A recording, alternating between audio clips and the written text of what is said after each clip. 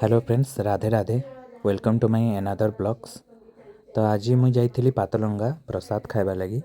तो चलून देखमा प्रसाद रे काଣା काଣା अच्छे आज।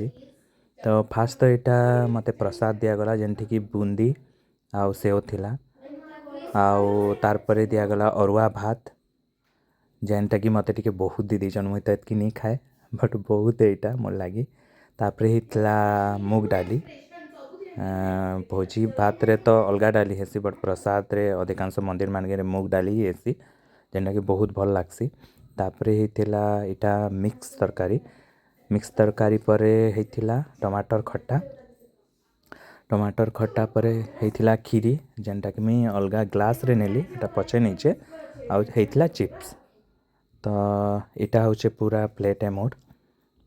खीरी भी मैं आनली और चलन देखमा टेस्ट करमा। एमती भी तो प्रसाद टेस्ट ही बढ़िया थी सब बेले बट इनर प्रसाद बहुत बढ़िया लगसी। केबे आपण माने भी जदि आसन पातलंगा खाई देखन आत्मा शांति लगवा प्रसाद खाई किना। सीरियसली आपण माने भी टेस्ट करन आउ कमेंट से मते कहबे केमती लागला। Thank you.